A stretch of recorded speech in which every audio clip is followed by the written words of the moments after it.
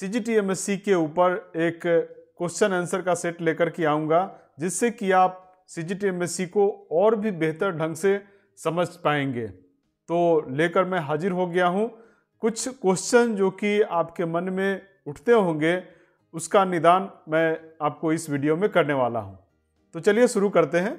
और सबसे पहला क्वेश्चन मैं ये लेता हूँ कि क्या सभी लेंडिंग इंस्टीट्यूशन, मतलब कि क्या सभी फाइनेंशियल इंस्टीट्यूशन CGTMSE कवरेज के लिए एलिजिबल है या नहीं।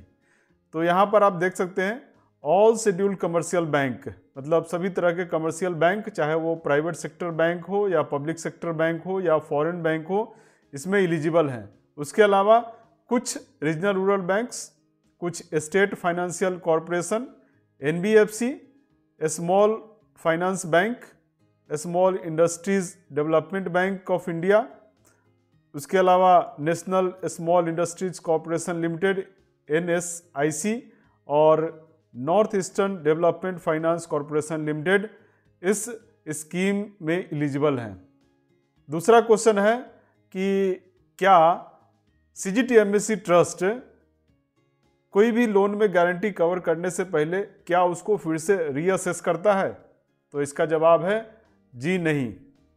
CGTMSE गारंटी कवर करने के पहले लोन को फिर से रीअसेस नहीं करता है। वह यह मान के चलता है कि जिस भी मेंबर लेंडिंग इंस्टीट्यूशन ने लोन दिया है उसने पूरी तरह से जांच पड़ताल करने के बाद ही बोरोवर को या उधारकर्ता को लोन दिया है, तो वह दूसरी बार फिर से उस लोन की जांच पड़ताल नहीं करता है। तीसरा क्वेश्चन है कि इस स्कीम में किस तरह के उधारकर्ता को शामिल किया जाता है। तो इसका जवाब है कि इसमें चाहे वो नए हो या पुराने हो, किसी भी तरह के माइक्रो और स्मॉल इंटरप्राइजेस में जो बिजनेस आते हैं, चाहे वो मैन्युफैक्चरिंग करते हो या सर्विस क्लास में हो, सबको शामिल किया गया है। लेकिन इस स्कीम में एजुकेशन इंस्टीट्यूशंस, एग्रीकल्चर मतलब कृषि, सेल्फ हेल्प ग्रुप या ट्रेनिंग इंस्टीट्यूशन को शामिल नहीं किया जाता है। क्या स्मॉल रोड ट्रांसपोर्ट ऑपरेटर भी इसमें शामिल हैं। तो इसका जवाब है जी हाँ, इसमें small road and water transport operator भी शामिल हैं। अगला क्वेश्चन है कि क्या हमें income tax permanent account number मतलब IT पैन लेना जरूरी है। तो इसका जवाब है कि अप टू 5 लाख तक तो CGTMSE ने अलाउ कर रखा है कि आप IT पैन की ज़रूरत नहीं होगी आपको, लेकिन कोशिश यही करनी चाहिए कि हर एप्लीकेशन के साथ इनकम टैक्स पैन नंबर ज़रूर अटैच करें। उसके अलावा उद्योग आधार नंबर भी ज़रूरी है किसी भी लोन एप्लीकेशन में गारंटी कवर लेने के लिए। अगला क्वेश्चन है कि is it necessary that borrower to be eligible should obtain all the required credit facility from a single institution, मतलब कि क्या बोरोवर को सिर्फ एक ही बैंक से या एक ही संस्था से लोन लेना अनिवार्य है अगर वो CGTMSE में कवर चाहता है। तो इसका जवाब है जी नहीं। कोई भी बोरोवर कितने भी फाइनेंशियल इंस्टीट्यूशन से लोन ले सकता है, उसमें कोई रेस्ट्रिक्शन नहीं है। हाँ, रेस्ट्रिक्शन है कि जो टोटल लिमिट है उसका वो 200 लाख से ज़्यादा कवरेज नहीं मिलेगा, मतलब कि 2 करोड़ से ज़्यादा के ऊपर में गारंटी नहीं मिलेगी। दूसरा एक और रेस्ट्रिक्शन है कि सिक्योरिटी का शेयरिंग पॉसिबल नहीं है, सिक्योरिटी को शेयर नहीं किया जाएगा, वो अलाउ नहीं है। अगला क्वेश्चन है कि क्या MSME यूनिट 2 या अधिक से बैंक से लोन ले सकता है या लोन लिया है तो क्या वो कवर होगा गारंटी में। तो इसका जवाब है जी हाँ।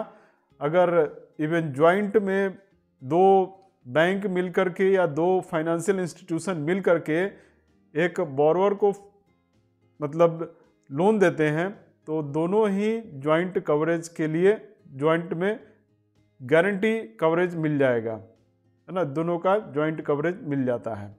लेकिन वही है कि 200 लाख से ज़्यादा का कवरेज नहीं होना चाहिए।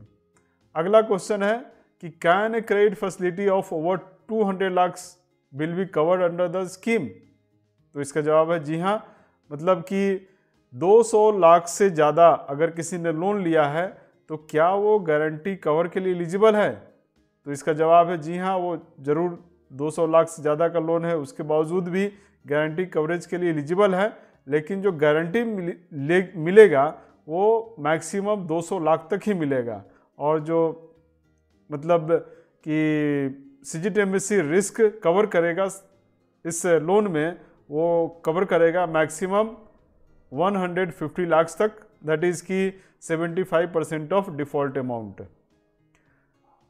अगला क्वेश्चन है कि क्या कोई सीलिंग लिमिट है इंटरेस्ट रेट के ऊपर में कि बोरोवर को इतना ही इंटरेस्ट रेट देना होगा?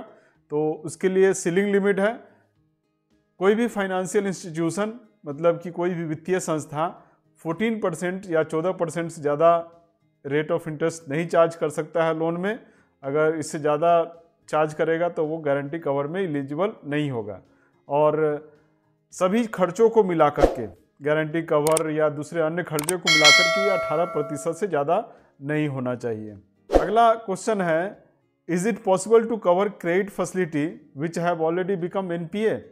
अगर कोई NPA हो जाता है खाता तो क्या उसमें गारंटी कवर मिलेगा? तो इसका जवाब है जी नहीं। अगर कोई खाता NPA हो जाता है तो उसको गारंटी कवर नहीं मिलेगा। अगला क्वेश्चन है कि प्राइमरी सिक्योरिटी और कोलेटरल सिक्योरिटी में क्या अंतर है, क्या डिफरेंस है? ये बहुत ही महत्वपूर्ण प्रश्न है क्योंकि इसी के ऊपर में कवरेज वगैरह डिसाइड होता है। तो देखिए, प्राइमरी सिक्योरिटी उसको बोलते हैं जो कि लोन अमाउंट से क्रिएट किया आता है। जिस पर्पस के लिए, जिस काम के लिए लोन लिया गया है, उससे जो संपत्ति बनती है उसको प्राइमरी सिक्योरिटी कहा जाता है। उसके अलावा जो संपत्ति होती है उसको हम कोलेटरल सिक्योरिटी कहते हैं। इवन अगर बिजनेस के नाम से, बिजनेस फर्म के नाम से कोई जगह है, कोई ज़मीन है, कोई प्लांट एंड मशीनरी है, तो उन सभी को भी हम प्राइमरी सिक्योरिटी की श्रेणी में रखते हैं, है ना, प्राथमिक बंधक जिसको हम बोल सकते हैं। दूसरा प्रश्न है कि थर्ड पार्टी गारंटी का, है ना, कि थर्ड पार्टी गारंटी किसको बोला जाएगा? तो थर्ड पार्टी गारंटी, अगर आप किसी अन्य व्यक्ति का गारंटी लेते हैं, जैसे कि प्रोप्राइटरशिप फर्म है तो प्रोप्राइटर का गारंटी, पार्टनरशिप फर्म में पार्टनर का गारंटी, और कंपनी के केस में जो प्रोमोटर हैं उनका गारंटी को छोड़कर किसी अन्य व्यक्ति का गारंटी लेना थर्ड पार्टी गारंटी कहलाता है। Even personal guarantee of spouse, मतलब कि पत्नी का या हस्बैंड का गारंटी लेना या किसी दोस्त का गारंटी लेना भी थर्ड पार्टी गारंटी की श्रेणी में आता है, और ऐसी स्थिति में CGTMSE कवरेज नहीं मिलेगा उस लोन फैसिलिटी में। अगला क्वेश्चन है, is service fee payable even after lodgement of claim? मतलब कि जब आप क्लेम लॉज कर देते हैं तो क्या उसके बाद भी सर्विस फी पे करना है? तो जवाब है कि जी हाँ, पे करना पड़ेगा, आपको जमा करना पड़ेगा सर्विस फी पे। जब आपका 75% क्लेम सेटलमेंट हो जाता है उसके बाद से सर्विस फी देने की ज़रूरत नहीं होती है। अगला क्वेश्चन है कि whether the guarantee facility for rehabilitation और nursing of sick unit can also be eligible for guarantee under the scheme? कि क्या वैसे लोन अकाउंट जो कि रिहैबिलिटेशन जिसको ज़रूरत है या सिक हो चुका है उसको और फाइनेंस की ज़रूरत है, क्या उसको भी हम इसमें कवर कर सकते हैं? तो इसका जवाब है जी हाँ, उसको कवर किया जा सकता है, बशर्ते कि जो टोटल फैसिलिटी है वो 200 लाख से ज़्यादा का नहीं होना चाहिए। अगर फाइनेंशियल इंस्टीट्यूशन उसको अलाउ करते हैं, उसको और भी ज़्यादा लोन देते हैं, तो उसको हम कवर कर सकते हैं।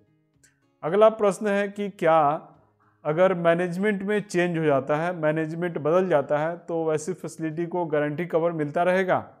तो इसका जवाब है कि जी हाँ, जब तक वह CGTMSE के मापदंडों को पूरा करता रहेगा, CGTMSE के मापदंडों पर वो खरा उतरता रहेगा, वैसी स्थिति में गारंटी कवर मिलता रहेगा। अगला प्रश्न है कि अगर कोई लोन अमाउंट है जिसको कि चुका दिया गया है, बाद में 2-3 साल के बाद फिर से वो सेकेंड टर्म लोन लेता है, तो क्या ये जो सेकेंड टर्म लोन लिया गया है वो भी गारंटी कवर में एलिजिबल है या नहीं है? तो इसका जवाब है कि गारंटी कवर के एलिजिबल होगा, लेकिन क्राइटेरिया एक ही है कि वो 200 लाख से ज़्यादा का नहीं होना चाहिए। 200 लाख से ज़्यादा गारंटी कवर नहीं मिलेगा। और अगर इस टर्म लोन के साथ कोई वर्किंग कैपिटल फैसिलिटी भी है जो कि अभी रनिंग में है, तो टर्म लोन और वर्किंग कैपिटल फैसिलिटी ये दोनों एक ही समय में कंप्लीट होंगे, ये आपको ध्यान रखना होगा। डिफ़ॉल्ट क्रेडिट होने पर जो रिकवरी का रिस्पॉन्सिबिलिटी है वो CGTMSE को ट्रांसफ़र हो जाता है क्या? तो इसका जवाब है जी नहीं। रिकवरी की जिम्मेदारी जो वित्तीय संस्था है जिसने लोन दिया है उसी के ऊपर रहती है। CGTMSE उसकी जिम्मेदारी नहीं लेता है। अगला प्रश्न है कि क्या कोई गारंटी अगर ECGC से या कोई अदर इंश्योरेंस कंपनी के द्वारा या गवर्नमेंट के द्वारा दिया गया है किसी क्रेडिट फैसिलिटी में, तो उसको गारंटी कवर मिलेगी कि नहीं CGTMSE के द्वारा? तो इसका जवाब है जी नहीं। अगर कोई फैसिलिटी ECGC से कवर है या फिर इंश्योरेंस कंपनी के द्वारा है या किसी गवर्नमेंट अदर स्कीम में उसको कवर किया गया है, तो यहाँ पर CGTMSE के द्वारा कोई भी गारंटी कवरेज नहीं दिया जाता है ना। सिर्फ उसी पोर्शन को गारंटी कवरेज मिलेगा जो अनसिक्योर पोर्शन है। लोक अदालत के द्वारा नोटिस इशू करते हैं, तो क्या इसे रिकवरी प्रोसीडिंग इनिशिएट किया जाना माना जाएगा? तो इसका जवाब है जी हाँ, यह माना जाएगा कि आपने इस CGTMSE के अंतर्गत आपने रिकवरी प्रोसीडिंग शुरू कर दिया है और आप क्लेम के लिए लॉन्च कर सकते हैं। लेकिन अगर मान लेते हैं कि सरफासी में आपने नोटिस, रिकॉल नोटिस दिया है, तो क्या इसे भी हम मान के चलेंगे कि आपने रिकवरी प्रोसीडिंग स्टार्ट कर दिया है और गारंटी में आप क्लेम लॉन्च कर सकते हैं? तो इसका जवाब है जी नहीं। सरफासी में सिर्फ रिकॉल नोटिस देना यह नहीं माना जाएगा कि आपने गारंटी इन्वोक किया है और आप क्लेम के लिए यहाँ पर हकदार नहीं होते हैं। अगला प्रश्न है कि हाइब्रिड मॉडल या पार्शियल कोलेटरल सिक्योरिटी में किस तरह से कवरेज दिया जाता है? तो यहाँ पे आप देखिए, मान लेते हैं कि लोन सैंक्शन किया गया है 3 करोड़। पहले सिनेरियो में लोन सैंक्शन किया गया 3 करोड़, जिसमें कि कोलेटरल सिक्योरिटी लिया गया है 1 करोड़ के लिए। तो हमारा CGTMSE कवरेज यहाँ पर कितना हो गया? 2 करोड़, जो कि अनसिक्योर पोर्शन है, और अनसिक्योर पोर्शन यहाँ पर 0 हो गया। दूसरा सिनेरियो में देखिए, 3 करोड़ का लोन सैंक्शन किया गया जिसमें कि 1 करोड़ के लिए कोलेटरल सिक्योरिटी लिया गया है और CGTMSE कवरेज लिया गया 1 करोड़ के लिए, तो अनसिक्योर पोर्शन यहाँ पर 1 करोड़ हो गया। तीसरा सिनेरियो है जहाँ की 4 करोड़ का लोन सैंक्शन हुआ, 1 करोड़ के लिए कोलेटरल सिक्योरिटी लिया गया और 2 करोड़ के लिए CGTMSE कवरेज लिया गया, तो यहाँ पर अनसिक्योर्ड पोर्शन बच जाता है 1 करोड़। तो इस तरह से हाइब्रिड सिक्योरिटी मॉडल को अपनाया जाता है। अगला प्रश्न है कि हाइब्रिड सिक्योरिटी मॉडल में किस तरह से क्लेम सेटलमेंट होता है? तो इसको भी हम देखते हैं। मान के चलता हूँ मैं कि लोन यहाँ पर दिया गया है 3 करोड़ का और कोलेटरल सिक्योरिटी आपने जो लिया है 1 करोड़ का है और CGTMSE कवरेज जो लिया गया वो 2 करोड़ है। तो यहाँ पे अनसिक्योर्ड बैलेंस पोर्शन कितना हो गया? ये 0 हो गया, है ना। 0 कैसे हो गया? A minus B minus C, है ना। A B C ये आप यहाँ पे देख पा रहे होंगे, इसको माइनस करें तो ये आ गया 0। सो आउटस्टैंडिंग अमाउंट अगर मान लेते हैं NPA के समय ये 2 करोड़ का था, तो बैलेंस जो सेटलमेंट होगा, जो क्लेम सेटलमेंट होगा, वो इस फॉर्मूला पर डिपेंड करता है। Outstanding balance minus collateral value minus unsecured portion. अब इस फॉर्मूले में वैल्यू पुट कर दें। आउटस्टैंडिंग बैलेंस हमारा हो गया 2 करोड़, कोलेटरल वैल्यू हो गया 1 करोड़ एंड अनसिक्योर्ड पोर्शन हो गया यहाँ पर देखिए 0। तो अगर ये फॉर्मूला सॉल्व करेंगे तो ये आ जाएगा 1। तो सिनेरियो 1 में हमारा जो आउटस्टैंडिंग बैलेंस रहेगा जिसके ऊपर में कवरेज मिलेगा इस लोन में, वो हो जाएगा 1 करोड़। दूसरा सिनेरियो है जहां कि 3 करोड़ लोन सैंक्शन किया गया, 1 करोड़ के ऊपर में कोलेटरल सिक्योरिटी है। CGTMSE कवरेज यहाँ पर 1 करोड़ के लिए लिया गया और अनसिक्योर्ड पोर्शन है 1 करोड़। जिस समय लोन डिफॉल्ट हुआ, NPA हुआ, उस समय 2 करोड़ आउटस्टैंडिंग बैलेंस था। अब हम इस फॉर्मूला में अगर हम डालेंगे outstanding balance minus collateral value minus secured portion, तो ये आ जाता है 0, है ना। अगर आप फॉर्मूला को सॉल्व करेंगे जैसा मैंने आपको बताया था उसके अनुसार से सॉल्व करेंगे तो ये हो जाएगा 0। उसी तरह से तीसरा और चौथा सिनेरियो में आप देख सकते हैं कि 4 करोड़ लोन सैंक्शन किया गया, 1 करोड़ का कोलेटरल सिक्योरिटी है। यहाँ पर CGTMSE कवरेज 2 करोड़ का लिया गया, बैलेंस आउटस्टैंडिंग यहाँ पर देखिए 1 करोड़ रह गया। और जिस समय अकाउंट NPA हुआ तो तीसरे सिनेरियो में 3 करोड़ NPA है, चौथे में 4 करोड़ NPA है। और फॉर्मूला में अगर हम इस वैल्यू को पुट करें तो CGTMSE कवरेज तीसरे सिनेरियो में 1 करोड़ के लिए मिलेगा, जबकि चौथे सिनेरियो में 2 करोड़ के लिए मिलेगा। अब हम एक और प्रश्न देते हैं और ये जो प्रश्न है ये कहता है कि क्या micro and small enterprises direct CGTMSE को अप्रोच कर सकते हैं गारंटी के लिए? तो इसका जवाब है जी नहीं। CGTMSE मेंबर लेंडिंग इंस्टीट्यूशन को गारंटी देता है, particular micro and small enterprises को गारंटी नहीं देता है, इसलिए डायरेक्ट वो नहीं जा सकते हैं। अगला प्रश्न है कि क्या CGTMSE का कोई और भी ब्रांच है और भी सिटी में ब्रांच है? तो इसका जवाब है कि CGTMSE का सिर्फ एक रजिस्टर्ड ऑफिस है जो कि है मुंबई में, इसके अन्य कोई भी ब्रांच नहीं है। क्योंकि सारी प्रक्रिया ऑनलाइन है इसलिए ब्रांच की ज़रूरत नहीं होती है। अगला प्रश्न है कि क्या होलसेल ट्रेड भी एलिजिबल है CGTMSE कवरेज के लिए? तो इसका जवाब है जी नहीं। और अंतिम उसके बाद का जो प्रश्न है कि क्या हम OTS सेटलमेंट कर सकते हैं CGTMSE जिस अकाउंट में कवरेज लिया गया है उसमें भी? तो इसका जवाब है आप कर सकते हैं, लेकिन इसके लिए पहले CGTMSE को आपको इन्फॉर्म करना पड़ेगा और उसके बाद आप OTS सेटलमेंट कर सकते हैं। लास्ट प्रश्न है कि लीगल एक्सपेंस कौन बियर करेगा, कौन वहन करेगा, मेंबर लेंडिंग इंस्टीट्यूशन, बोरोवर या CGTMSE? तो इसका जवाब है कि पहले साल में मेंबर लेंडिंग इंस्टीट्यूशन ही वहन करता है लीगल एक्सपेंस।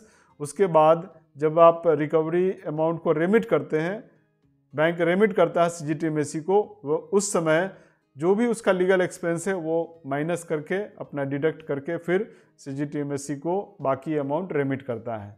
तो मैं समझता हूँ कि आपको पूरी तरह से समझ में आ गया होगा CGTMSE के बारे में और कैसे ये पूरा काम करता है, ये आपको समझ में आ गया होगा। फिर भी अगर कोई प्रश्न रह गया हो या कोई त्रुटि रह गई है हमें इस हमारे वीडियो में, तो आप हमें कमेंट करके बता सकते हैं, आप हमें अपना सुझाव भेज सकते हैं, हम आपके सुझाव का इंतज़ार करेंगे। अगर ये वीडियो अच्छा लगा है तो इस वीडियो को लाइक करें, सब्सक्राइब करें और पास में जो घंटी का आइकन है उसे भी दबाना ना भूलें। अपने दोस्तों के साथ भी इस वीडियो को शेयर करें। मिलते हैं अगले वीडियो में, तब तक के लिए धूम मचाते रहिए। धन्यवाद।